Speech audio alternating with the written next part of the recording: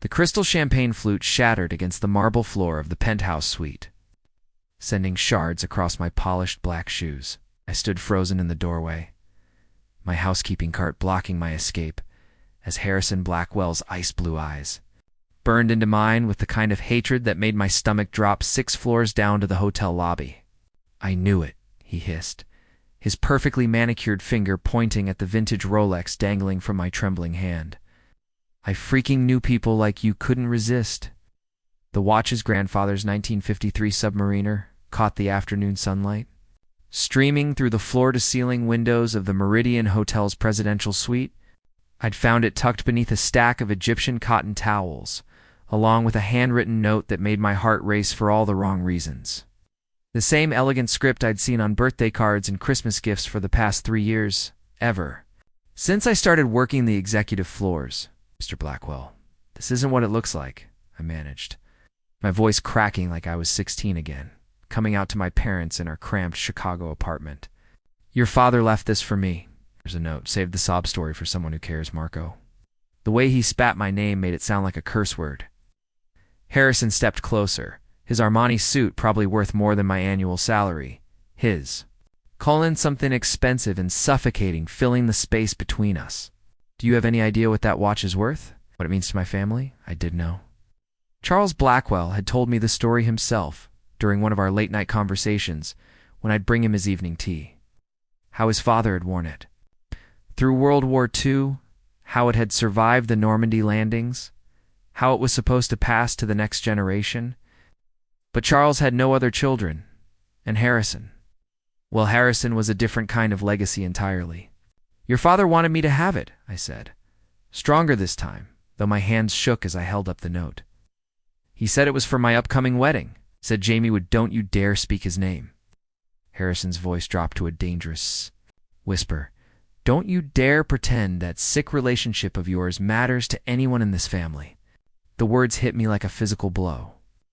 I'd grown accustomed to the whispered slurs from some guests, the way certain staff members would fall silent when I entered the break room, the carefully worded warnings from management about appropriate workplace behavior. But this felt different. It felt personal. Charles had been different, though. When I'd nervously mentioned Jamie during one of our conversations, how we'd been together for 2 years, how we were planning a small ceremony, in Vermont his weathered face had broken into the kind of smile that reached his eyes. "Love is love, son," he'd said, patting my shoulder with hands that told stories of 8 decades. "Don't let anyone tell you otherwise." Now his son stood before me like some avenging angel of inherited bigotry, and I could see exactly why Charles had been so careful about when and how he spoke about me to his family.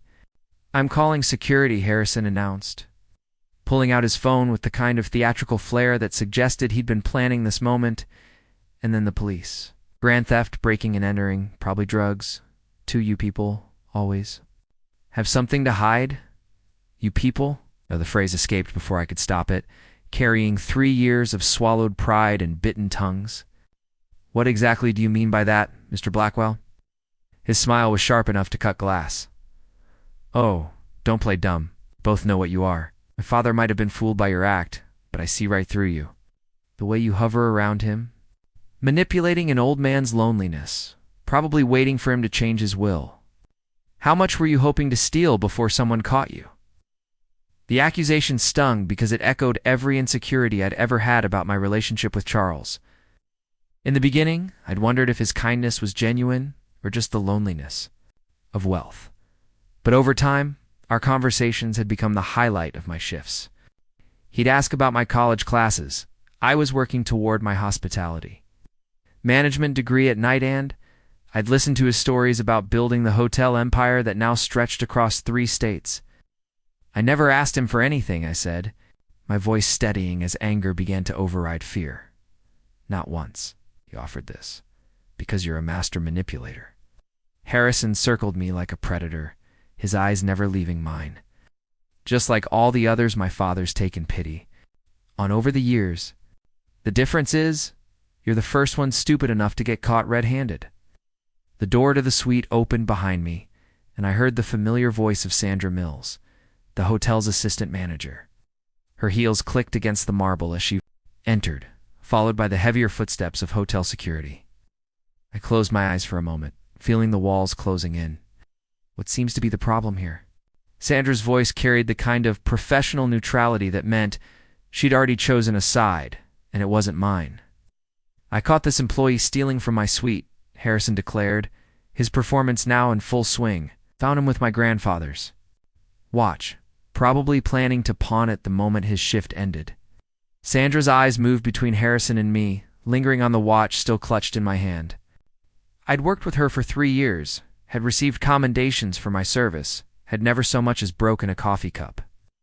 But I could see the calculation in her expression. One dissatisfied Blackwell could cost the hotel millions in lost business. "Marco, is this true?" she asked, but her tone suggested she'd already made up her mind. I looked down at the note in my other hand, Charles's distinctive handwriting flowing across hotel stationery. "For Marco and Jamie's wedding, may your love. Story be as enduring as this watch has been for my family. Your friend Charles." "Read the note," I said quietly. "It's in his handwriting. He left it with the watch this morning before he checked out." Harrison laughed, a sound like breaking glass. "Please, Sandra, you don't seriously believe this fantasy?" "My father would never." He stopped mid-sentence, his face going pale, as he registered something in my expression. "Never what?" I asked, taking a step forward. "Never care about someone like me?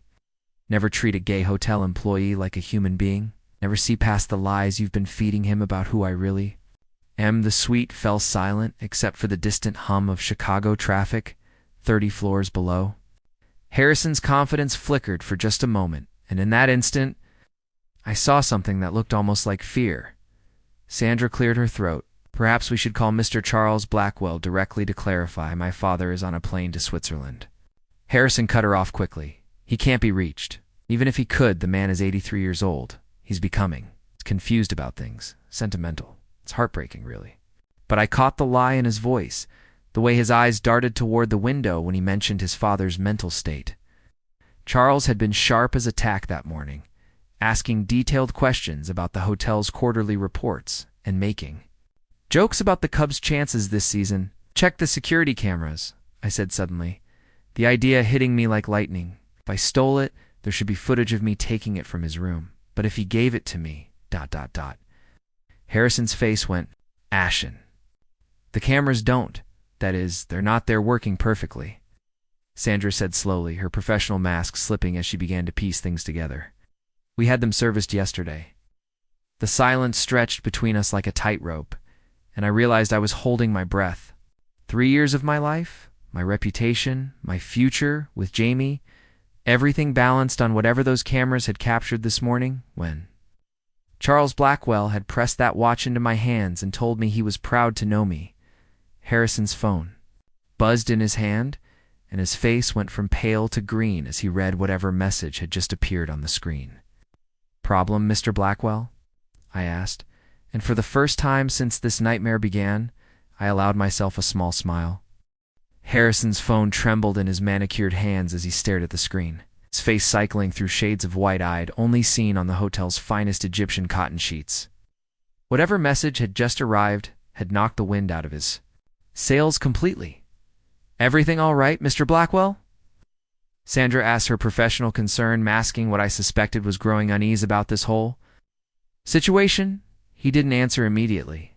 Instead, he looked up at me with something I hadn't seen before: genuine fear. The kind that makes your pupils dilate and your breathing shallow.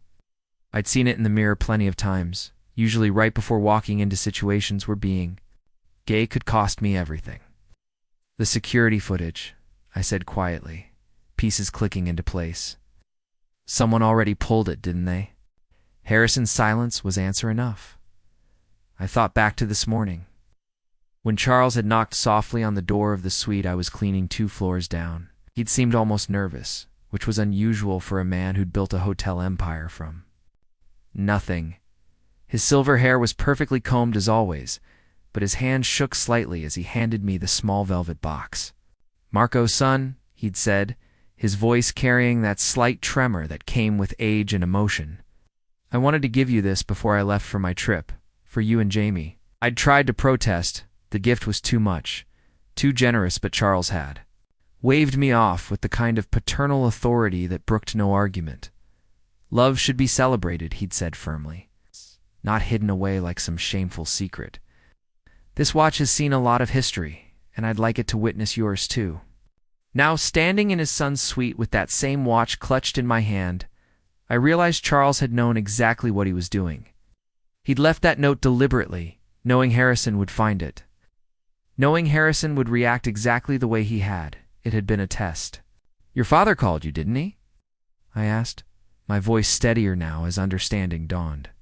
He's not on some unreachable flight to Switzerland.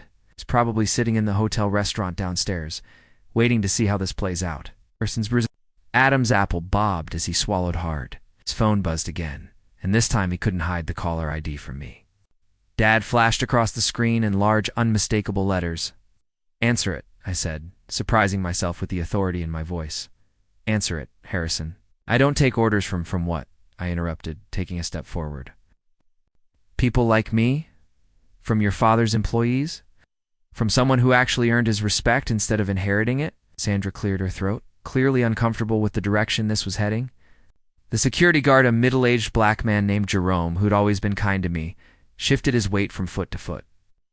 His expression thoughtful, Harrison's phone stopped buzzing, then immediately started again. You know what I think happened? Here, I continued, my confidence growing with each word.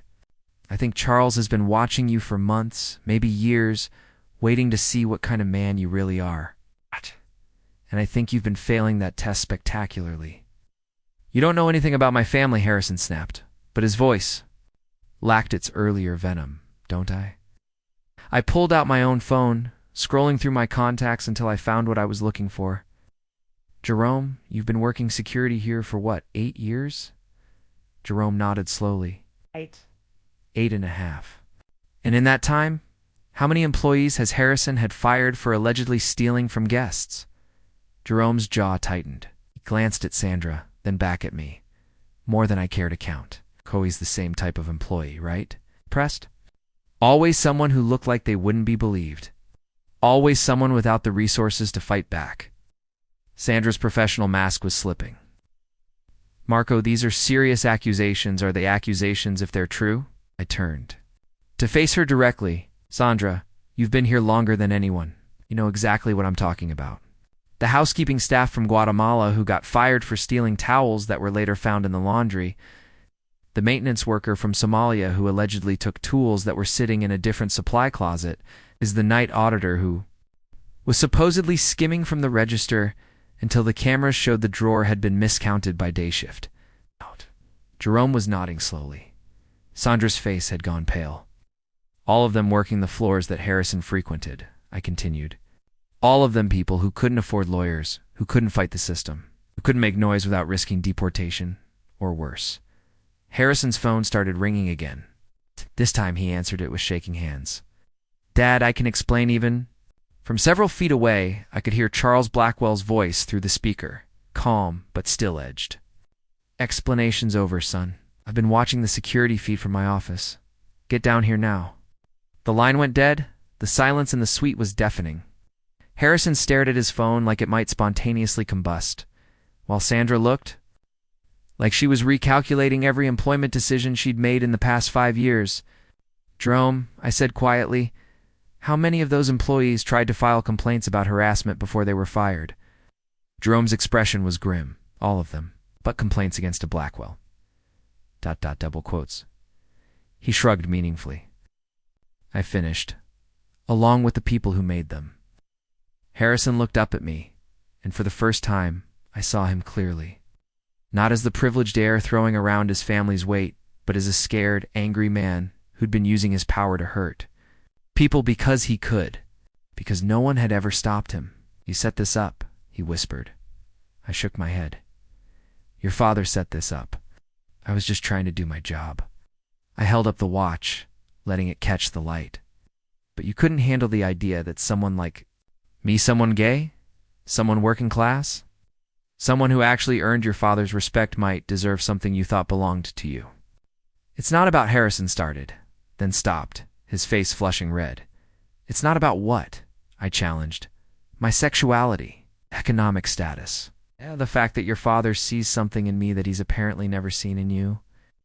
Sandra stepped forward, her professional instincts finally kicking in. Perhaps we should all take a step back. No, I said, my voice firm. We've all been taking steps back for too long. Arasin, your father didn't give me this watch because he felt sorry for me. He gave it to me because he's proud of who I am proud that I'm getting married to someone I love. Proud that I worked 2 jobs to put myself through school. Proud that I treat every guest in this hotel with dignity and respect, regardless of how they treat me. I walked closer to Harrison, close enough to see the tears of frustration and shame gathering in his eyes. The question is, I said softly, what are you going to do now? Are you going to keep being the person who destroys lives because you can? Or are you going to become someone your father can actually be proud of? Harrison's phone buzzed with a text message. He glanced at it, and whatever he read there made his shoulders slump in defeat. He wants to see all of us downstairs, he said, quietly in his office. Now, Jerome was already moving toward the door. Sandra gathered her composure and followed. But I stayed where I was, looking at Harrison with something that might have been compassion. For what it's worth, I said, it's not too late to be better. Harrison looked at me for a long moment, then at the watch still in my hands. When he spoke, his voice was barely a whisper. I don't know how. Start by apologizing to the people.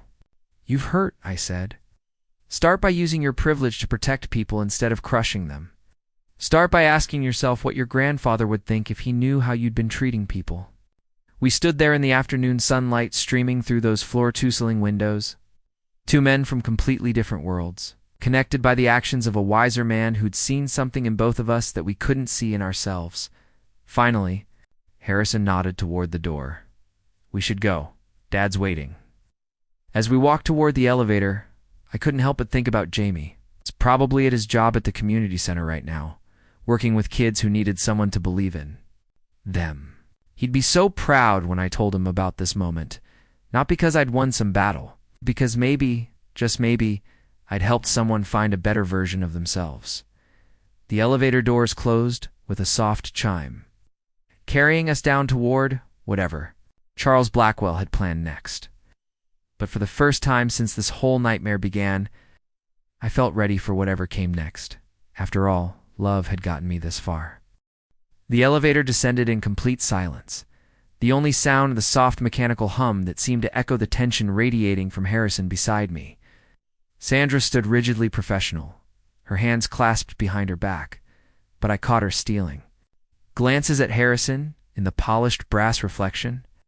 Jerome's presence was steady and reassuring, a man who'd seen enough injustice to recognize it.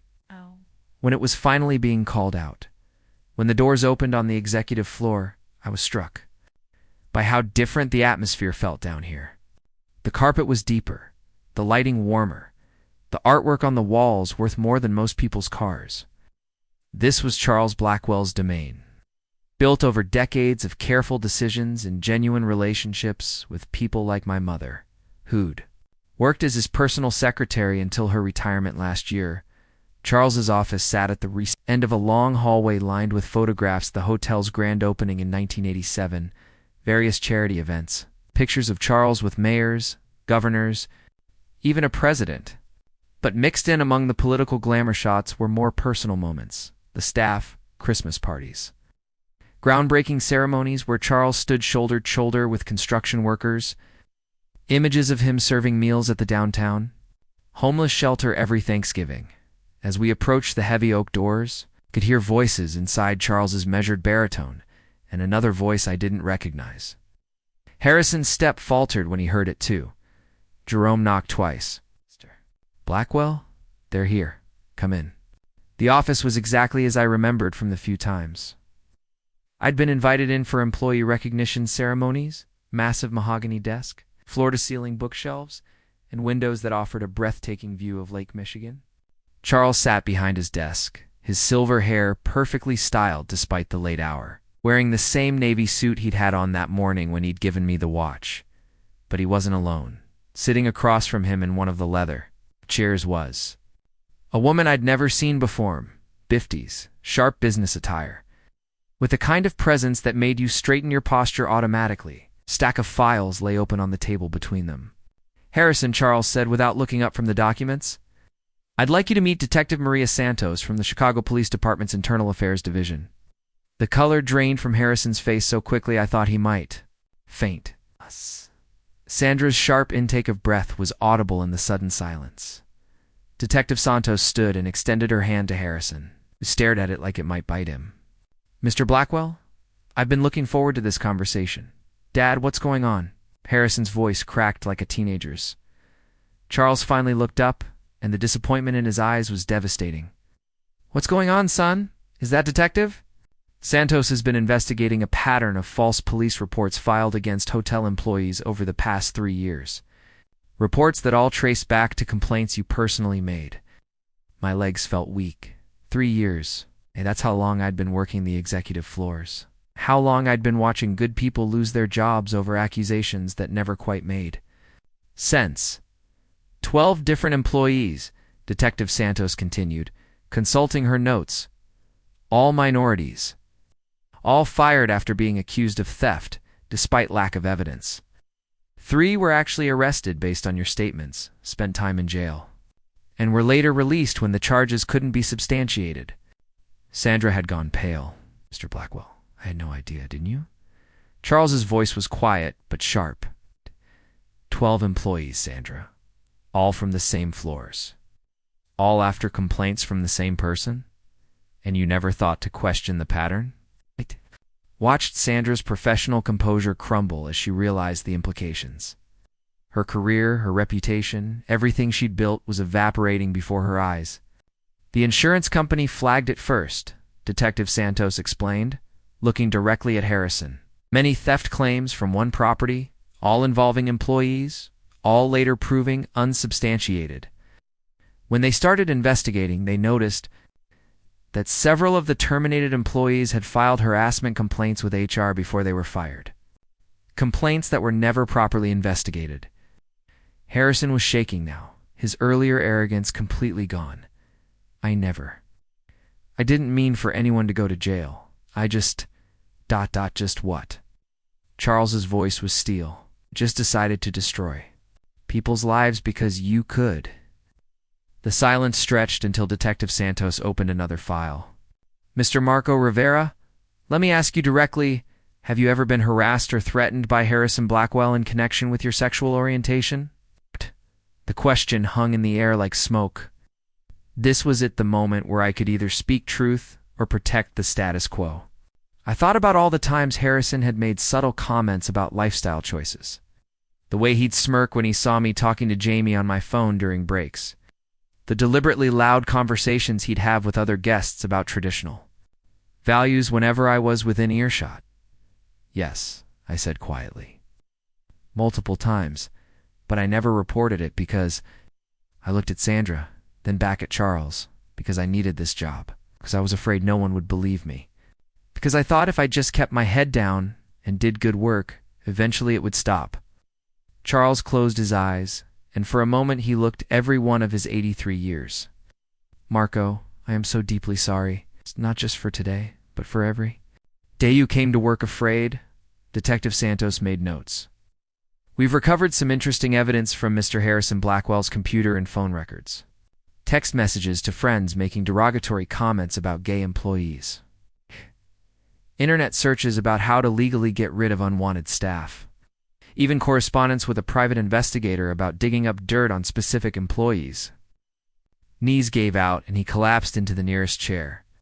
It wasn't supposed to. Wasn't supposed to? What? I found myself asking. Ruin lives? Destroy families? Send innocent people to jail? He looked up at me, tears streaming down. His face, I was angry. "Dad, you spend more time talking to the staff than you do with me. You know their kids' names, their dreams, their problems." "Marco." He turned to me, his voice breaking.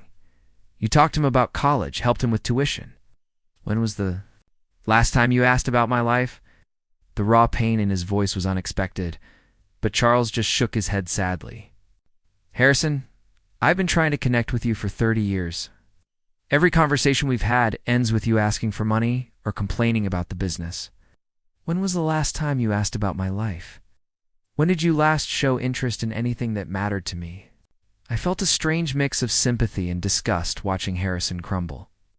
His pain was real, but it had poisoned him into something monstrous. Detective Santos closed her files. Mr. Harrison Blackwell, you're under arrest for filing false police reports, conspiracy to commit fraud, and civil rights violations. We also have evidence suggesting tax evasion related to payments made to that private investigator. As she read him his rights, Harrison looked desperately at his father. Dad, please. I can fix this. I can make it right. Charles stood slowly, leaning heavily on his desk. Son, I've been trying to fix this for years. It's trying to teach you values, responsibility, empathy. I failed you as a father, but I won't let you destroy any more innocent lives. He turned to Sandra. You're terminated, effective immediately. Security will escort you out. Sandra started to protest, but Charles held up a hand. 12 people, Sandra. 12 families. You enabled this because it was easier than standing up to a Blackwell that makes you complicit. As Detective Santos led Harrison away in handcuffs, he looked back at me one more time. Sorry, he whispered. I'm so sorry. I wanted to feel triumphant, but mostly I just felt exhausted. Justice was being served. But it couldn't undo the damage already done to all those other employees. Charles and I stood alone in his office as the sun set over Lake Michigan, painting the sky in shades of orange and pink. The watch was still. In my hand, its weight somehow heavier now. Marco, Charles said finally, I owe you more than an apology. I owe you the truth. I waited. I knew something was wrong months ago. Employees I trusted suddenly making mistakes they'd never made before, then disappearing. Good people with spotless records suddenly accused of theft. I hired a private investigator, a different one, to look into it. My breath caught. You knew Harrison was behind it? I suspected. But I needed proof, and I needed to see... ... He paused, choosing his words carefully. I needed to see if there was any part of my son worth saving. The weight of what he'd done hit me. You used me as bait. Yes. His honesty was brutal. I gave you that watch knowing Harrison would find it, knowing he'd react exactly as he did. I wanted to see if he'd do the right thing when confronted with clear evidence of my approval of you, your relationship, your worth as a person. I should have been angry, but I understood, and he didn't. He didn't just fail the test, Marco. He exceeded my worst expectations. Charles moved to the window, his reflection ghost-like in the glass. I'm 83 years old. I built this business to be my legacy, something to be proud of. Instead, I raised a son who used it as a weapon against vulnerable people. We stood, in silence for a long moment, two men from different generations, different worlds, connected by the painful lesson we'd just witnessed. What happens now? I asked. Charles turned back to me, and I saw steel in his eyes again. Now we make it right. Every employee Harrison targeted gets their job back if they want it, with full back pay and benefits. We establish a scholarship fund for hospitality students, though. Harrison Blackwell Memorial Fund for Second Chances. He's not dead. The Harrison I raised is... Charles's voice was final. The man who gets out of prison someday will have to prove he's someone different. He walked to his desk and pulled out a folder thick with documents. Marco, I have a proposition for you. My heart raced. Sir, finish your degree on the company's dime. When you graduate, I want you to take over as Director of Human Resources. Your job will be to ensure nothing like this ever happens again. The offer was overwhelming. Mr. Blackwell, I don't know if I'm qualified. You stood up to my son when he had all the power and you had none. You did it with dignity, intelligence, and courage. You're exactly what this company needs. I looked down at the watch in my hands, a symbol of endurance through the storms of history. What about Jamie? My wedding. Charles smiled, the first. Genuine smile I'd seen from him all day. Take a month's paid leave for your honeymoon. When you come back, we'll start building something better. As I left his office that evening, I realized the real gift Charles had given me wasn't the watch. It was the chance to help make sure no one else would have to face what I'd faced today. It's the chance to turn pain into purpose, injustice into opportunity. The elevator carried me down to the lobby where Jamie was waiting, his face tight with worry after getting my text about complications at work. When he saw me, relief flooded his features. "Marco, are you okay? What happened?" I held up the watch, then pulled him close. "I'll tell you everything. But first, I need you to know we're going to be okay. Better than okay." As we walked out of the Meridian Hotel together, I felt the weight of history in my pocket and the promise of a better future in my heart. Sometimes the hardest battles are the ones that teach us who we really are and who we have the power to become. The next 3 weeks passed in a blur of depositions, meetings with the district attorney's office, and phone calls from employees I'd never met, people whose lives Harrison had shattered with his lies. Each conversation was a reminder of how close I'd come to joining their ranks. How easily one person's prejudice could destroy everything you'd worked for. Maria Santos from Internal Affairs became a regular presence at the hotel, conducting interviews with current and former staff. Watching her work was like seeing a master craftsman at their trade, thorough, kind, but relentless in her pursuit of truth. She had a way of making people feel safe enough to share stories they'd kept buried for years. 12 confirmed cases, she told me during one of our sessions in Charles's office. But we're finding evidence of harassment and intimidation going back almost 6 years. Some employees were too scared to file formal complaints, but they talked to friends, family members, other staff. We're building a pattern that's going to put Harrison away for a long time. Charles sat across from us, looking older than his 83 years. Each revelation seemed to age him further, the weight of his son's crimes etching deeper lines. Around his eyes, "Detective Santos, I know this is outside your usual jurisdiction, but what happens to the families? People who lost their jobs, their homes, their sense of security?" Maria's expression softened. "That's where civil lawsuits come in, Mr. Blackwell, and frankly, they're going to have a strong case against both Harrison and the hotel." "Good," Charles said firmly. "They should sue us into the ground if that's what it takes." I'd been thinking about this a lot lately. The difference between justice and revenge, between accountability and destruction. What if we don't wait for lawsuits? I asked. What if we reach out to everyone affected and make this right before lawyers get involved? Both Charles and Detective Santos looked at me with interest. "I've been working on something," I continued, pulling out a folder I'd been carrying everywhere. "A comprehensive reparations program.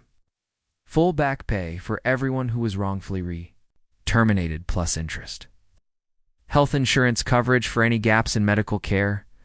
Educational scholarships for their children. Job placement assistance, or their old positions back if they want them." Charles leaned forward. "How much are we talking about?" I opened the folder, my hand slightly trembling. I'd spent hours on these calculations, cross-referencing salary records, benefit packages, and estimated damages. Conservatively, about $2.3 million. The silence stretched for a long moment.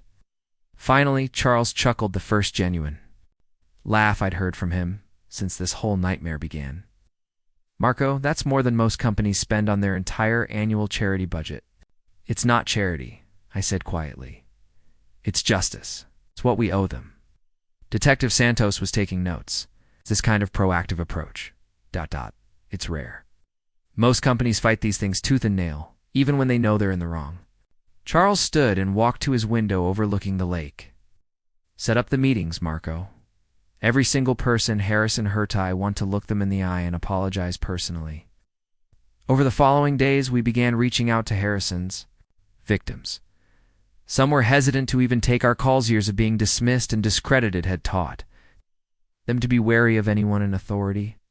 Others were angry, rightfully so. It made it clear that money couldn't undo the trauma they'd experienced.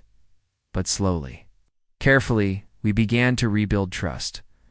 Carmen Rodriguez had been fired 18 months ago for allegedly stealing jewelry from a guest room. She'd worked as a housekeeper for 8 years, had 3 children, and lost her apartment when she couldn't find another job. The false arrest had made it nearly impossible to get hired anywhere else. When she walked into Charles's office for our meeting, her dignity was intact despite everything she'd endured. She wore her best dress and held her head high, but I could see the wariness in her eyes. "Mrs. Rodriguez," Charles began, his voice heavy with emotion, "I cannot begin to express how sorry I am for what my son put you through." Carmen's jaw tightened. "Your apology doesn't give me back the nights I stayed awake, wondering how to feed my children, Mr. Blackwell." "You're absolutely right," Charles said. That's why we're here to offer more than words." We presented her with our proposal: full back pay, benefits, a guarantee of her old job if she wanted it, plus additional compensation for the suffering she'd endured. We also offered to pay for her oldest daughter's college tuition, something Carmen had been saving for before Harrison destroyed her life. She listened in silence, occasionally asking clarifying questions. When we finished, she sat back in her chair and studied us both. "Why?" she asked finally. "Why are you doing this?" "Because it's right," I said. "Because you deserved better from us. Because your children deserve better." Carmen's eyes filled with tears, but her voice remained steady. "I want my job back. Not because I need you, but because I was good at it. I took pride in my work, and your son made me feel like a criminal for doing it well. You were excellent at your job, Charles," said, "and if you'll have us, we'd be honored to have you back." Similar conversations played out over the next 2 weeks. Not everyone accepted our offer. Some were too hurt, too angry, or had already moved on with their lives. But most did, and slowly, the hotel began to heal. The media attention was intense, but mostly positive. Stories began appearing about the Blackwell reparations program. Another company started asking about implementing similar initiatives. I found myself giving interviews about workplace discrimination and the importance of accountability. During one particularly difficult conversation with a reporter, I was asked about forgiveness, whether I could ever forgive Harrison for what he'd tried to do to me. Forgiveness isn't about absolving someone of their crimes, I said. It's about refusing to let their actions define your life. Harrison tried to destroy me because of who I am, who I love. But look around, I'm still here. I'm still engaged to the man I love, and I'm using this experience to help others. If that's not victory, I don't know what is. Jamie had been my anchor through all of this, while I was consumed with meetings. In legal proceedings, he kept our life grounded, reminding me to eat, to sleep, to remember that we had a wedding to plan. He'd taken vacation time to help coordinate the reparations program, using his nonprofit experience to navigate the complex emotional landscape of trauma and recovery. "You know what I love most about you?" he said one evening as we sat on our tiny apartment balcony, sharing takeout Chinese food and watching the sunset. "My devastating good looks," I joked, earning a playful shove. "Your heart," he said seriously. Most people would have taken the money and run. Would have been satisfied with Harrison getting arrested and called it justice. But you saw all those other people who were hurting and decided to fix it. I leaned against his shoulder, feeling the weight of the past month starting to lift. "We're fixing it. This is our fight now, together." The night before Harrison's sentencing hearing, Charles called me into his office. The space felt different now, warmer somehow, less formal. He'd replaced some of the corporate art with photos from the reparations meetings, pictures of employees who'd returned to work, scholarship presentations for their children. "I wanted to give you this before tomorrow," he said, handing me an envelope. Inside was a check for $50,000. "Mr. Blackwell, I can't accept this. You're already paying for my education, giving me the promotion. It's not from the company," he interrupted. "It's from me, personally. For your wedding, for your future with Jamie." I stared at the check. "Overwhelmed, sir. This is too much." Charles shook his head. "Marco, you saved my company. More than that, you saved my soul. Watching you handle this situation with such grace, such dignity, you've shown me what leadership really looks like. That check isn't payment for services rendered.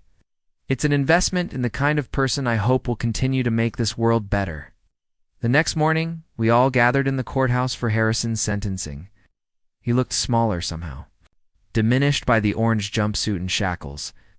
His lawyer had negotiated a plea deal: 5 years in prison, restitution to all victims, and mandatory counseling for his obvious issues with prejudice and abuse of power. When given the chance to speak before sentencing, Harrison stood slowly. His voice was barely above a whisper.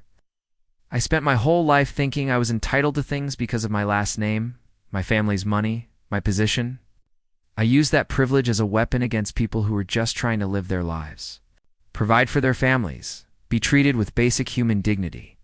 He looked directly at me. "Marco, you had every right to hate me. Instead, you showed me what real strength looks like. I'll spend the rest of my life trying to become someone worthy of the mercy you've shown." The judge sentenced him to the full 5 years, with the possibility of parole in 3 if he demonstrated genuine rehabilitation. As they led him away, he turned back one more time. "Dad! I'm sorry for everything." Charles watched his son disappear through the courthouse doors, then turned to me. "Ready to go change the world?" I thought about the wedding planning waiting for me at home, about the new employees we were hiring, about the scholarship recipients who would graduate debt-free because of our program. I thought about Carmen Rodriguez, who'd been promoted to floor supervisor, and about Detective Santos, who was using our case as a model for other investigations. "Yeah," I said, feeling the weight of Charles's grandfather's watch in my pocket. "I think I am." As we walked out of the courthouse together, I realized that sometimes the most powerful thing you can do with your pain is transform it into purpose. Harrison had tried to destroy me because of who I was. Instead, he'd helped me discover who I could become.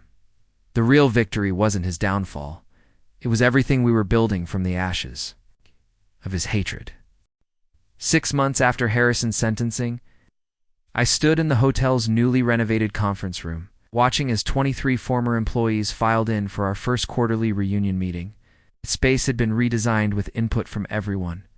Affected circular seating instead of hierarchical rows, natural lighting, and artwork created by local artists who reflected the diversity of our community. Carmen Rodriguez entered, wearing the navy blazer that came with her new position as employee advocate, a role we'd created specifically for her.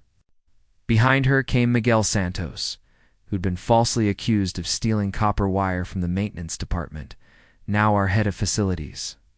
The room filled with voices speaking Spanish, Somali, Arabic, and English, a symphony of resilience that never failed to move me. "Marco."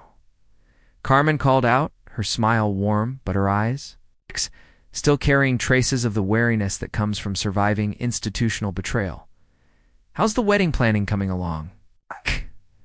Groaned dramatically, earning laughter from around the room. "Jamie has spreadsheets for our spreadsheets. I'm pretty sure he's color-coded our guest list by dietary restrictions and dancing ability." The truth was, planning our wedding had become more complex than either of us had anticipated. What started as a simple ceremony for close friends and family had evolved into something else entirely when word spread about our story. LGBTQ+ advocacy groups wanted to attend. Hospitality industry leaders were asking for invitations, and reporters kept calling about covering what they termed the justice wedding. "You know what your problem is?" Miguel said, his accented English. "Carrying the wisdom of someone who'd raised 6 kids? You're thinking too much. Wedding is about love, not logistics." Easy for him to say his idea of wedding planning was probably picking out which tie to wear. But I appreciated the sentiment, especially coming from someone who'd initially been skeptical of me. Miguel had been one of the hardest people to win over during the reparations process, convinced that any gesture from the Blackwell family was just another form of manipulation. Charles entered the room, moving more slowly than he had 6 months ago, but with the same quiet dignity that had first impressed me years earlier. At 83, he'd begun transitioning more responsibilities to me, though he insisted on attending every one of these meetings personally. "Before we start," Charles said, settling into his chair, "I want to share some news. The Illinois Hospitality Association has officially adopted our reparations model as the industry standard. 5 other hotel chains have committed to implementing similar programs." Applause filled the room, but it was tempered by the knowledge that change, even good change, came slowly. We'd learned that systemic problems required systemic solutions, and one hotel's transformation was just the beginning. "That's great news," said Fatima Al-Hassan, who'd been falsely accused of stealing guest towels and was now our director of cultural sensitivity training. "But what about enforcement?" "Happens when hotels implement the policy on paper but ignore it in practice." It was a fair question, one we'd been grappling with for months. The difference between policy and practice was where most civil rights initiatives died quiet deaths. "That's where our new partnership comes in," I said, standing up. "Detective Santos has been working with the FBI's Civil Rights Division to create a task force specifically focused on workplace discrimination and hospitality. They'll have the authority to investigate complaints across state lines." Maria Santos entered the room as if summoned by her name, carrying a folder thick with documents. She'd become not just an ally but a friend, someone who understood that justice required both immediate action and long-term systemic change. "The task force is officially operational as of yesterday," she announced. "We already have complaints from workers in 7 states, and 3 hotels are under active investigation." I felt a surge of pride mixed with soberness. We were making progress.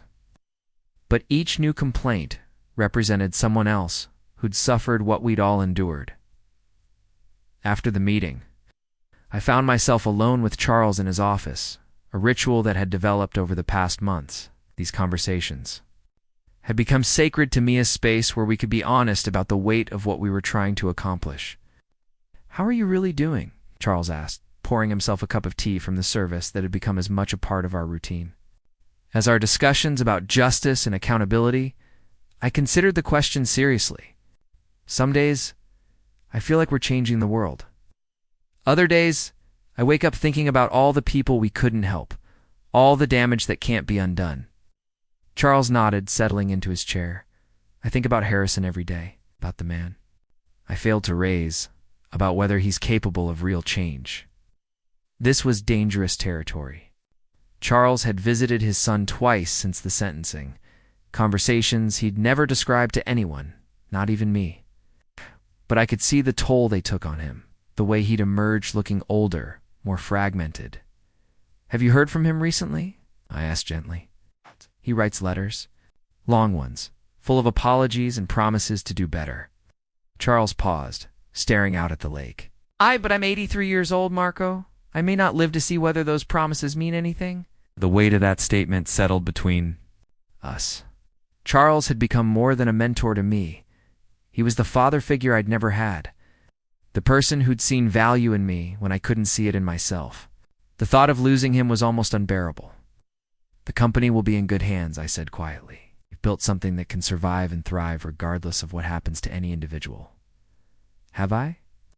Charles asked, and for the first time since I'd known him, he sounded truly uncertain. "Or have I just created another system that depends on the goodwill of whoever happens to be in charge?" It was a question that kept me awake at night. We'd made structural changes, implemented oversight mechanisms, created accountability measures. But systems were only as strong as the people who operated them, and people were complicated, flawed, capable of both extraordinary goodness and devastating evil. My phone buzzed with a text from Jamie. "Emergency at the community center. Can you come?" I showed Charles the message, my stomach tightening with worry. Jamie never used the word emergency lightly. "Go," Charles said immediately. "Family first, always." I drove across town faster than was probably legal, my mind racing through possibilities. Jamie's work at the community center brought him into contact with some of the city's most vulnerable population's kids aging out of foster care. Immigrants, navigating complex legal systems, LGBTQ+ youth who'd been rejected by their families. Any emergency involving them could be serious. The community center was a converted warehouse in a neighborhood that gentrification hadn't quite reached yet. I found Jamie in his office, sitting across from a teenage boy who couldn't have been older than 16. The kid was crying, his shoulders shaking with the kind of sobs that come from deep, bone-deep exhaustion. "Marco," Jamie said softly, "I'd like you to meet Alex. Alex, this is my fiancée, the one I told you about. Up at me with eyes that were too old for his face, the kind of premature aging that comes from seeing too much, too young. He was mixed race, maybe Latino and white, with the careful way of holding himself that suggested he'd learned early to take up as little space as possible. "Hey, Alex," I said, settling into the chair beside Jamie. "What's going on?" The story came out in fragments, interrupted by tears and long silences. Alex was 17, had been kicked out of his home 6 months ago, when his parents discovered he was gay. He'd been staying with friends, sleeping on couches, working under the table. Jobs to survive. But last week, he'd been arrested, falsely accused of stealing from the restaurant where he washed dishes. "The manager said I took money from the register," Alex said, his voice barely above a whisper. "But I didn't. I swear I didn't. This job, I can't afford to lose it." My blood ran cold. "Alex, what's the name of the restaurant?" "Milano's, downtown." "Why?" I exchanged a look with Jamie. Milano's was owned by Vincent Carducci, a man who'd been quietly vocal in his opposition to the city's LGBTQ+ anti-discrimination ordinance. A man who'd made donations to politicians who opposed marriage equality. "Alex," I said carefully, "have there been other employees accused of stealing recently? Other people who were ... different somehow?"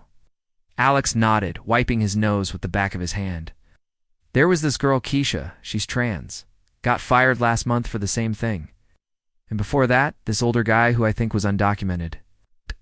Pattern was sickeningly familiar. We'd stopped Harrison Blackwell, but we hadn't stopped the system that enabled him. We'd fixed one hotel, but there were thousands of other workplaces where the same dynamics played out every day. "Alex," I said, "how would you feel about fighting back?" He looked at me with something that might have been hope. Legally? Warriors?" I said, thinking about Detective Santos, about Carmen Rodriguez, about every person who'd ever stood up and said enough. People who refused to let anyone else go through what you've been through. Jamie was already reaching for his phone. "I'm calling Maria Santos. We're going to need a lawyer." As we began making calls, planning strategy, building a case, I realized that our work was far from over. Justice wasn't a destination you reached. It was a practice you committed to, day after day, case by case, person by person. Alex sat up, straighter as he listened to us talk, his tears drying as something like determination took their place. "You really think we can win?" I thought about the watch in my pocket, about Charles's grandfather who'd carried it through World War II, about the long chain of people who'd fought for justice even when victory seemed impossible. "Alex," I said, "I think we can do something. Even better than winning. I think we can make sure this never happens to anyone else." The fight was far from over. In fact, it was just beginning. The Milano's case consumed the next month of our lives in ways I hadn't anticipated. What started as helping one teenager fight a false accusation snowballed into something much larger when Detective Santos discovered that Vincent Carducci's restaurant wasn't an isolated incident, it was part of a network. 17 businesses, Maria said, spreading files across the conference table in Charles's office. All connected through the same employment agency. All with the same pattern of targeting LGBTQ+ employees and undocumented workers. It's like they had a playbook. Alex sat beside me, no longer the broken kid from Jamie's community center, but someone who'd found his voice through the process of fighting back. He'd testified before a grand jury, spoken to reporters, even addressed the city council about workplace discrimination.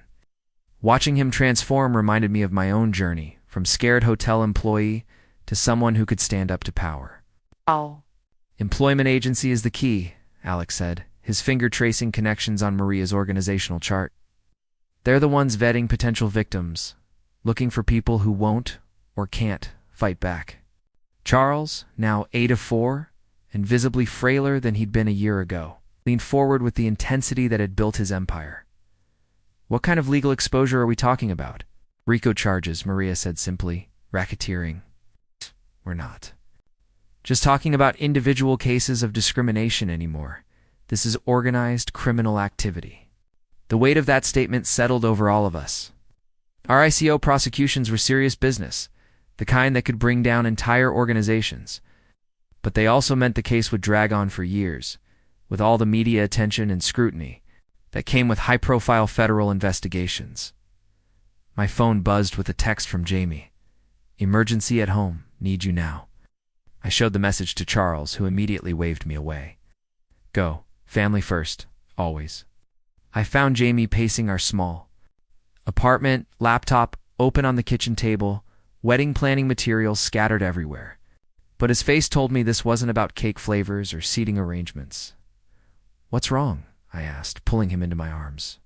"Harrison," he said quietly. "He's being released early. Good behavior, overcrowding at the facility. He'll be out next week." My stomach dropped. Harrison had been sentenced to 5 years, but he'd already served less than 2. The thought of him walking free while we were still dealing with the fallout from his actions felt like a betrayal of every person he'd hurt. "There's more," Jamie continued. His lawyer called. "He wants to meet with you." "Absolutely not, Marco. Listen to me." Jamie took my hands, his touch grounding me. He's not asking for forgiveness or trying to get his job back. He wants to testify. I stared at him. Testify about what? The Milano's case. The employment agency. He has information about how the network operates, names of other people involved. He wants to cooperate with the federal investigation. The irony was overwhelming. Harrison Blackwell, the man who'd tried to destroy my life, now wanted to help me destroy the system that had enabled him. "I don't trust him," I said flatly. "Neither do I," Jamie agreed. But Detective Santos thinks his testimony could make the difference between convicting a few low-level players and taking down the entire operation. That evening, Charles called an emergency meeting with our legal team. The hotel's conference room felt different now, less corporate, more like a war room where we planned strategies for justice rather than profit margins. "The question isn't whether Harrison's information is valuable," said our lead attorney, Janet Reyes. "The question is whether we can trust it and whether associating with him damages our credibility." Alex, who'd become an unofficial member of our team, spoke up. "What if we don't associate with him publicly? What if he just provides information behind the scenes?" "That's not how federal prosecutions work," Maria explained. "If he testifies, it'll be in open court. His past, your history with him, everything will be public." I thought about all the people we'd helped over the past year: Carmen Rodriguez, Miguel Santos, the dozens of employees who'd gotten their jobs and dignity back. I thought about the scholarship recipients, the policy changes, the other hotels that had adopted our model. All of that good work could be overshadowed by the spectacle of Harrison Blackwell's redemption tour. "There's something else," Charles said quietly. "Something I haven't told any of you." The room fell silent. "Harrison has been writing to me, not just apologies, detailed accounts of conversations he had with other business owners, meetings he attended, strategies they discussed for managing problem employees. He's been keeping records." Janet leaned forward. "What kind of records? Names, dates, specific incidents?" "Enough to corroborate what the FBI has been investigating, and probably enough to implicate people we haven't even identified yet." The moral complexity of the situation was staggering. Harrison had committed terrible crimes, had tried to destroy innocent people's lives out of prejudice and spite, but now he held information that could prevent the same thing from happening to countless others. "I need to see him," I said suddenly. Everyone turned to look at me. "Before I make any decision about whether to support his cooperation, I need to look him in the eye and understand what he's really trying to do." The meeting at the federal building was arranged for the following week. Harrison would be brought in from the minimum security facility where he'd spent the last 18 months, and I would have 30 minutes to decide whether his information was worth the risk to our cause. Jamie insisted on coming with me. Despite my protests that he shouldn't have to face the man who tried to tear apart our life together. "We're a team," he said simply. "We face things together." When Harrison walked into the sterile conference room, I barely recognized him. Gone was the arrogant air in designer suits, replaced by someone who looked genuinely broken down and rebuilt. He was thinner, his hair had gone gray at the temples, and his eyes held a weight that hadn't been there before. "Marco," he said quietly, not attempting to shake hands or make any gesture that might be interpreted as presumptuous. Thank you for coming.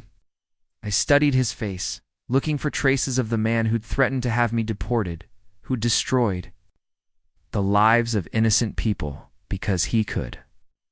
What I found instead was something I hadn't expected. Shame so deep it had carved new lines around his eyes. Why should we trust you? I asked directly.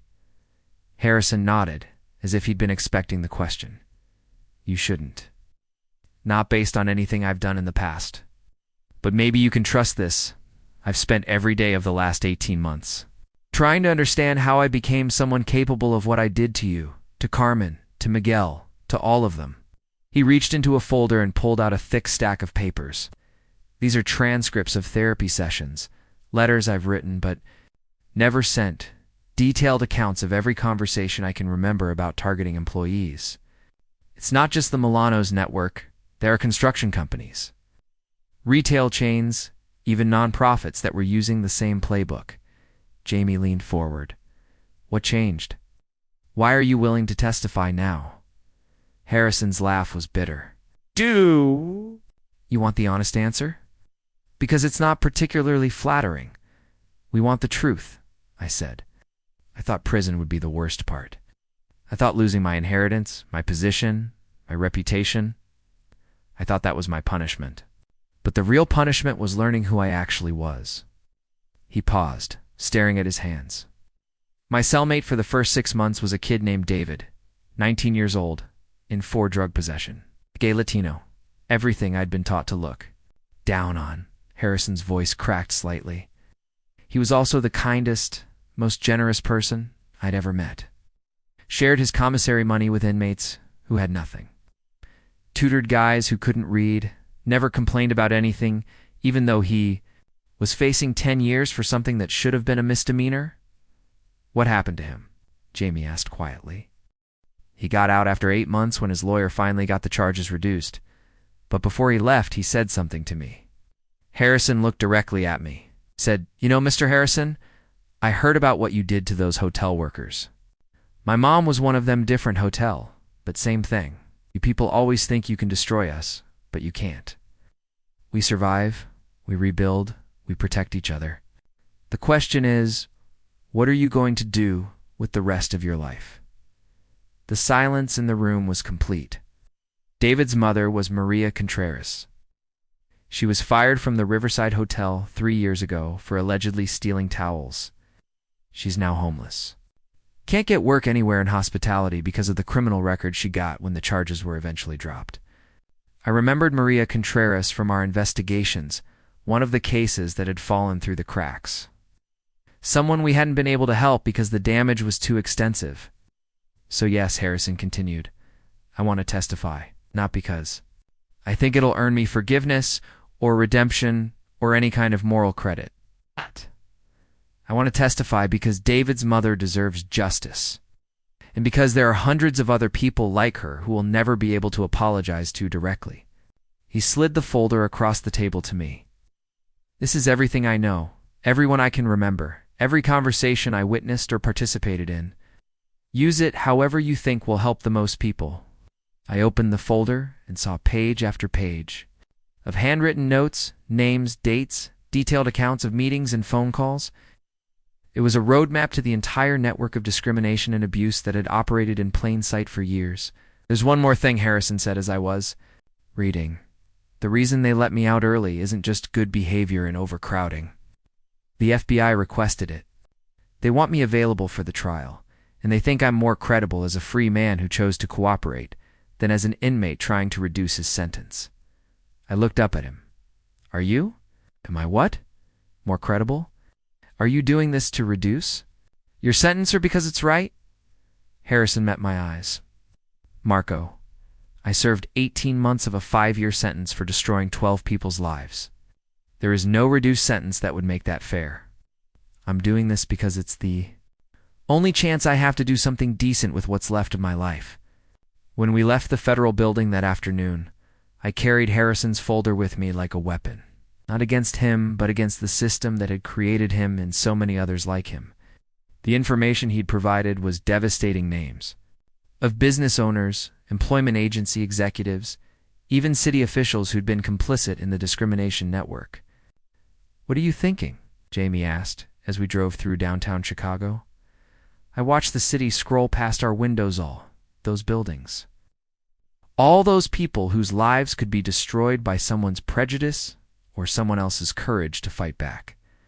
"I'm thinking," I said slowly, "that sometimes justice comes from the most unexpected places. Sometimes the people who hurt you the most are the ones who end up helping you save everyone else." 3 days later, Harrison Blackwell walked into federal court as the star witness in the largest employment discrimination case in Illinois history, sat in the gallery with Alex, Carmen, Miguel, and dozens of other survivors.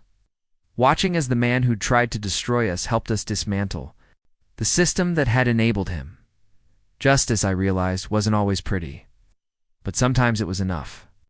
The federal trial lasted 8 weeks, making headlines across the country as the scope of the discrimination network became clear. By the time the jury delivered their verdict guilty on all RICO charges, with sentences ranging from 5 to 20 years, we had identified over 200 victims across 7 states. The employment agency that had coordinated the targeting was shut down permanently, and 17 businesses faced civil lawsuits that would cost them millions in damages. Harrison's testimony had been devastating in its thoroughness. He walked the jury through the mechanics of the system, how they identified vulnerable employees, manufactured evidence, coordinated false reports. He named names, provided documentation, and answered every question with the kind of precision that comes from genuine remorse. Watching him on the witness stand, I realized he'd become someone I barely recognized, broken down and rebuilt into something approaching decency. But the real victory wasn't the convictions or the headlines. It was the quiet moments. Carmen Rodriguez starting her own consulting firm to help other hotels improve their workplace cultures. Alex graduating high school early and getting accepted to Northwestern on a full scholarship. Miguel Santos launching a nonprofit to provide legal aid to immigrant workers facing discrimination. 2 weeks after the trial ended, Jamie and I finally had our wedding. We'd originally planned something small and intimate, but it had evolved into something larger, a celebration not just of our love, but of the community that had supported us through everything. The guest list included everyone who'd been part of our journey: Charles and his wife Eleanor, a Detective Maria Santos, the entire reparations group, Alex and his chosen family from the community center. Even Janet Reyes and the legal team Hood worked the federal case. The ceremony took place in the hotel's rooftop garden overlooking Lake Michigan. I'd insisted on having it there despite Jamie's concerns about mixing our personal celebration with the place where everything had started. But this wasn't about avoiding the past. It was about transforming it. Charles walked me down the aisle, a gesture that would have seemed impossible 2 years earlier. His arm was steady, despite his age, and when he placed my hand in Jamie's, he whispered, "Love wins, son, always." The officiant was someone special, Judge Patricia Williams, the federal judge who'd presided over the RICO trial. She'd agreed to perform the ceremony after learning our story, saying she'd never seen a case that better illustrated the power of courage in the face of systemic injustice. "Marco and Jamie," she said as we stood facing each other with the sunset painting the sky behind us, "your love story began in the midst of one of the darkest chapters of your lives. But what I've witnessed over these past months isn't just a romance. It's a testament to what becomes possible when people choose love over fear, justice over convenience, and truth over comfortable lies." I looked at Jamie, my rock, my anchor, my partner in every fight worth fighting, and saw tears streaming down his face. He'd stood by me through depositions and death threats, through late nights planning reparations programs and early mornings dealing with media interviews. He'd never once suggested we should walk away, find somewhere easier to build our life. "The vows you're about to make to each other," Judge Williams continued, "are being witnessed by people who understand that love isn't just a feeling, it's an action. It's the choice to stand up for someone when they can't stand up for themselves. It's the decision to use your privilege to protect others, not to advance yourself." When it came time for our vows, I looked out at the assembled crowd and saw the faces of everyone who'd been touched by Harrison's cruelty and our response to it. Then I turned back to Jamie and spoke from my heart. Jamie, 2 years ago I was just trying to survive in a world that seemed determined to diminish me. You taught me that surviving wasn't enough, that I deserved to thrive, to love openly, to demand justice not just for myself but for everyone facing the same battles. You showed me that courage isn't the absence of fear, it's feeling the fear and choosing love anyway. Jamie's vows were simpler but no less powerful. Marco, you took the worst thing that ever happened to you and turned it into the best thing that ever happened to hundreds of other people. You taught me that real strength isn't about protecting yourself.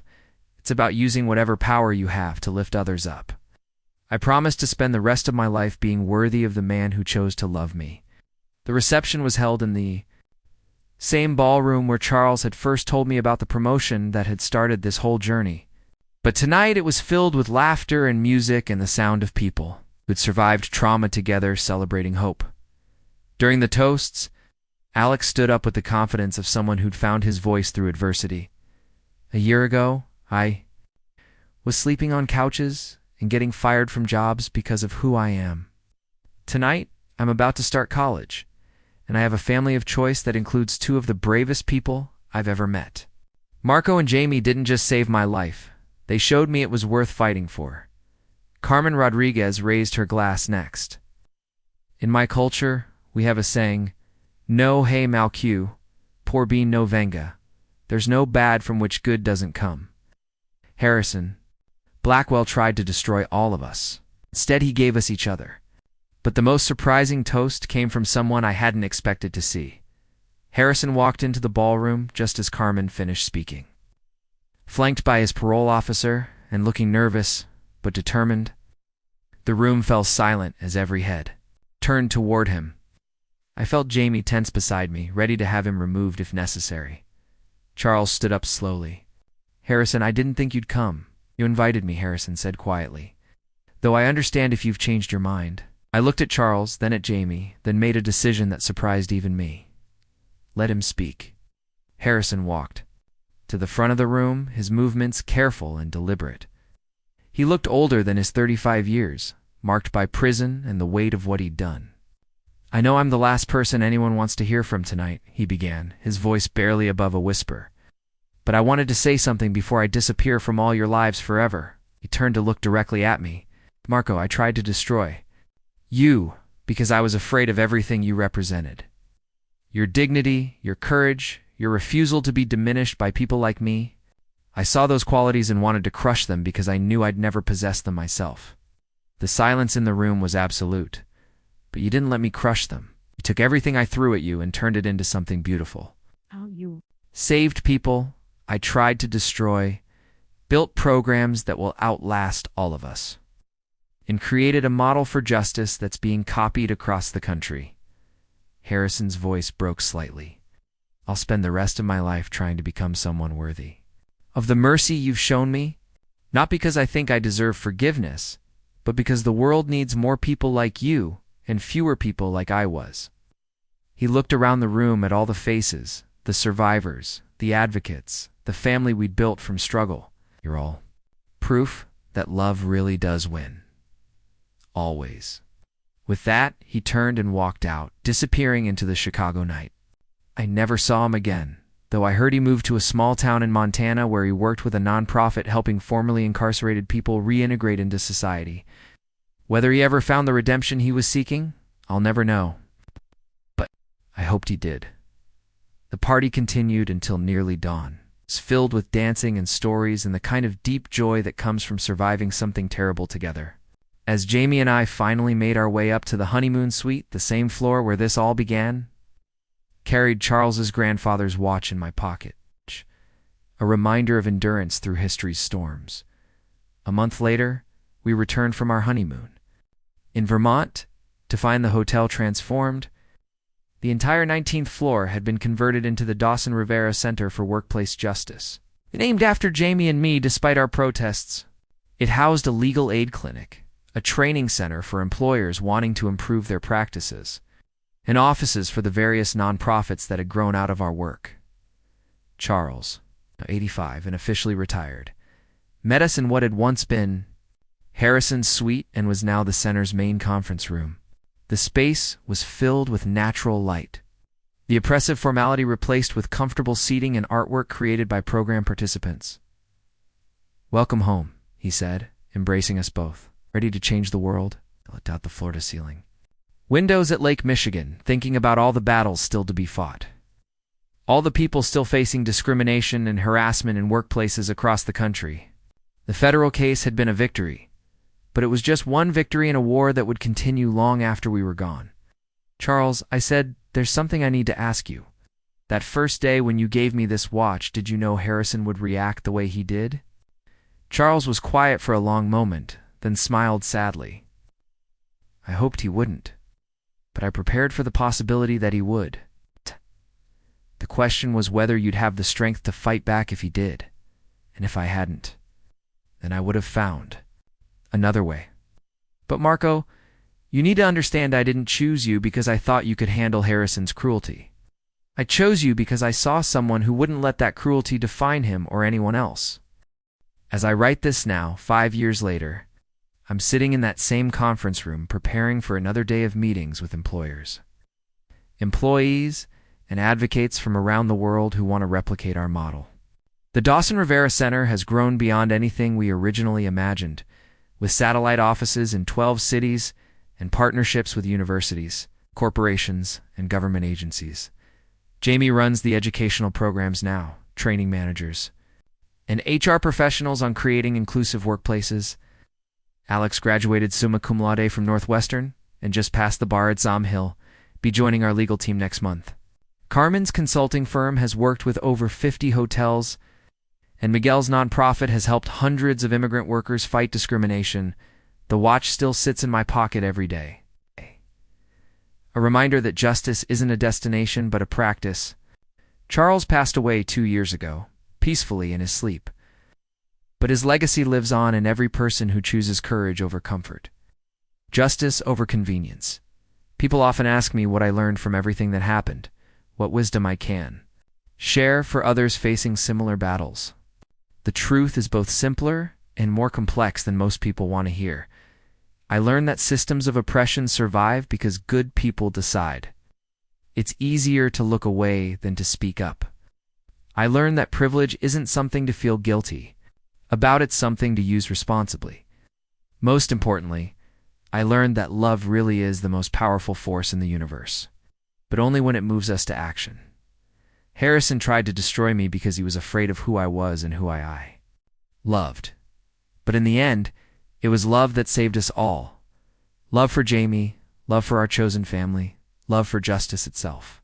Love gave me the strength to stand up when I could have stayed silent, to fight back when I could have given up, to build something beautiful from something terrible. The hardest lesson was learning to forgive not Harrison, not the system that enabled him, but myself, for all the times I'd accepted less than I deserved, all the moments I'd stayed quiet when I should have spoken up. Forgiveness isn't about absolving others of their crimes.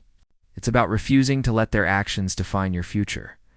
Now, as I prepare for another day of this work that chose me as much as I chose it, I want to leave you with a question that keeps me awake at night and gets me up every morning. If you were in a similar situation facing systematic discrimination, watching others suffer injustice, holding information that could make a difference, would you have the courage to risk everything you've built to fight for people you barely know? Would you choose the harder path of seeking justice over the easier path of seeking peace? And when the dust settles, when the headlines fade and the cameras move on to other stories, would you stay and do the quiet, unglamorous work of building something better? Because that's where real change happens, not in the dramatic courtroom moments or the viral social media posts, but in the daily choice to use whatever power you have to lift others up, in the decision to turn your pain into purpose, your trauma into triumph, your fear into fuel for justice. The watch in my pocket has survived world wars and family conflicts, economic crashes and social upheavals. It keeps ticking, not because it's perfect, but because it refuses to stop. That's what justice requires from all of us, not perfection, but persistence. Not the absence of fear, but the courage to act despite it. Love wins, always. But only when we make the choice, every single day, to fight for it.